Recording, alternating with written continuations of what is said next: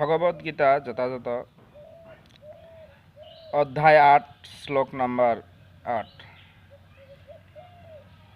অভ্যাস যোগযুক্তেন যুক্ত হয়ে চেতসা মনোবুদ্ধির দ্বারা ন অজ্ঞগ্রামীণা বিক্ষিপ্ত না হয়ে পরম পুরুষোত্তমকে দিব্য জাতি প্রাপ্ত হয়। পার্থ হে পিতা পুত্র অনুচিন্তয়ন্ত অনুক্ষণ চিন্তা করে।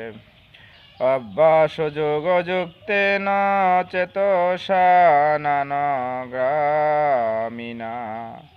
পরমং পুরুষং দিব্যং জাতি পার্থ নো চিন্তায়ন্ত।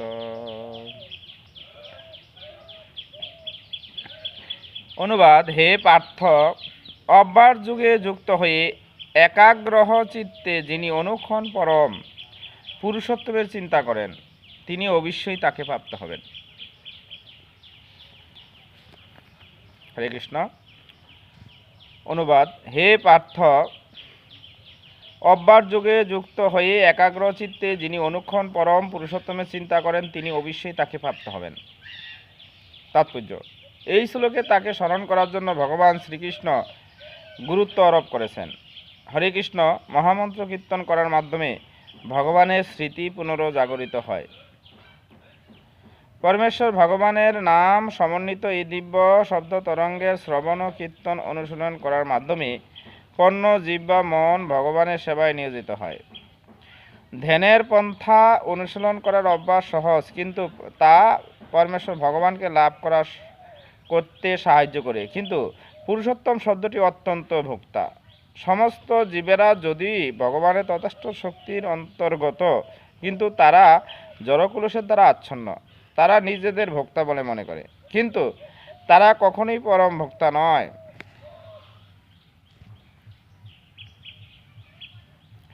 এখানে স্পষ্টভাবে বলা হয়েছে যে নারায়ণ, বাসুদেব আদি বিভিন্ন সর্বাংশ প্রকাশরূপে পরমেশ্বর ভগবানই ভোক্তা। হরে কৃষ্ণ মহামন্ত্র জপ করে ভগবত ভক্ত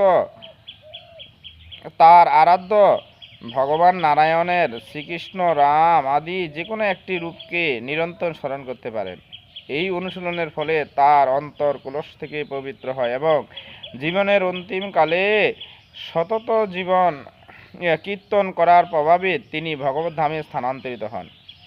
যোগ অনুসরণ করার উদ্দেশ্য আমাদের অধঃপতিত পরমাত্মা ধ্যান করা। তেমনি হরে কৃষ্ণ মহামন্ত্র কীর্তন করার ফলে মন সর্বদা পরমেশ্বর ভগবানের শ্রীচরণ কমলে আবিষ্ট হন। মন চঞ্চল, তাই তাকে জোর করে শ্রীকৃষ্ণের চিন্তায় নিয়োজিত করতে হয়। এই সম্বন্ধে শুয়াপোকার উদাহরণও অবতারণা করা হয়। সে সর্বক্ষণ প্রজাপতির চিন্তায় মগ্ন থাকার ফলে সে জীবনী প্রজাপতিতে রূপান্তরিত হয়। সেরকম আমরাও যদি সর্বক্ষণ ভগবানের চিন্তা করি, তবে আমরাও নিঃসন্দেহে এই জীবনের শেষে ভগবান শ্রীকৃষ্ণের মতন চিন্তার দেহপ্রাপ্ত হব। এখানে আবার পিপীলিকার সাথে তুলনা করা যায়। যখন পিপীলিকা চিন্তা করেন যে আমি কবে উড়ব আকাশে, তখনই তার একটি পাখা গজায়। তদ্রূপ আমরা মানুষ ভগবত চিন্তা করতে করতে এক সময় যদি আমরা চিন্তা করি আমরা ভগবানের ভক্ত হব, অবশ্যই আমরা হতে পারব।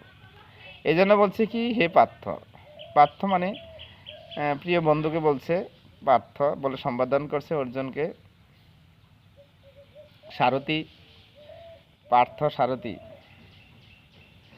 সারথীকেও পার্থ বলা হয়, যে যিনি রথ চালায়। যিনি কৃষ্ণ বলতেছে হে পার্থ মানে আমি তোমার সারথী মানে কি, তুমি হচ্ছে মনিব, তুমি গাড়ির মধ্যে বসে বসে রথ চালাবে, আর আমি তোমার দাস মানে পার্থ হয়ে, সারথী হয়ে। সারথী মানে শরণার্থী হয়ে, পরিচালক হয়ে। অর্থাৎ আমি গাড়ি চালাবো, তুমি রথ চালাবো, তুমি পিছনে বসবে। যোগ অভ্যাস হয়ে একাগ্র চিত্তে তিনি অনুক্ষণ পরম পুরুষোত্তমের চিন্তা করেন, তিনি অবশ্যই তাকে প্রাপ্ত হন। যদি তুমি ভগবানের চিন্তা করো, তুমি তাকে অবশ্যই প্রাপ্ত হবে। বন্ধুকেও পার্থ বলা হয়, পার্থ সারথি মানে তোমার প্রিয় বন্ধু। হরে কৃষ্ণ। এই জন্য শব্দ তরঙ্গে শ্রবণ কীর্তনে অনুশীলন করার মাধ্যমেও কর্ণ জিহ্বা ও ভগবানের সেবায় নিযুক্ত হয়। এখানে বলছে কর্ণ, আমরা এই যে শ্রবণের দ্বারা কি আমরা কানকে শুদ্ধ করতে পারি, প্রসাদ সেবার দ্বারা আমরা মুখকে শুদ্ধ করতে পারি, দর্শন দ্বারা এই চোখ শুদ্ধি হবে, প্রণাম দ্বারা এই মস্তক শুদ্ধি হবে, তারপরে ভক্তের ধুলি অঙ্গে মাখলে দেহ শুদ্ধ হবে, আর পা দ্বারা ভগবানের মন্দির পরিক্রমা করলে পা শুদ্ধ হবে, হস্ত দ্বারা ভগবানের রান্না করলে হাত শুদ্ধ হবে। এভাবে এরপরে শিখা, চুল মুন্ডন করে যদি আমরা শিখা রাখি, তাহলে এই চুলের জীবন সার্থক একটা শিখা। মানে সেই রাধার ভাবে ভাবিত হয়ে কৃষ্ণ আরাধনা করতে গেলে মস্তক মুন্ডন করতে হবে, রাধার ভাবে ভাবিত হবে, তোমার এই চুলের জীবন সার্থক।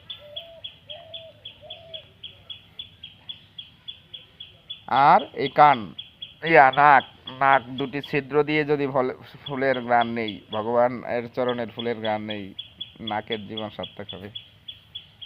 এইভাবে আমরা বিভিন্ন উপায়ে ভগবানের সেবা করতে আগ্রহ হব। এই জন্য বলছে কি, দুর্লভ এই মনুষ্য জন্ম কৃষ্ণ সেবা বাদ দিয়ে এই জগতে কেউ সুখী হতে পারে না। এই দুর্লভ মনুষ্য জন্ম যদি আমরা ভগবত সেবা না করি, তাহলে আবার 84 লক্ষ জনিতে ফেরে পড়তে হবে। বুঝছেন মায়েরা? আবার 84 লক্ষ জনি ফেরিতে পড়তে হবে। তাই আমাদের সকলের উচিত কৃষ্ণের শরণাগত হয়ে কৃষ্ণ প্রেম লাভ করা। তাহলে আর আমাদের জন্ম মৃত্যু জরা বেদির চক্রে আর মরণ, জন্ম মরণ আর জরা বেদির চক্রে ঘটতে হবে না। হরে কৃষ্ণ। জয় গুরু, জয় গুরু।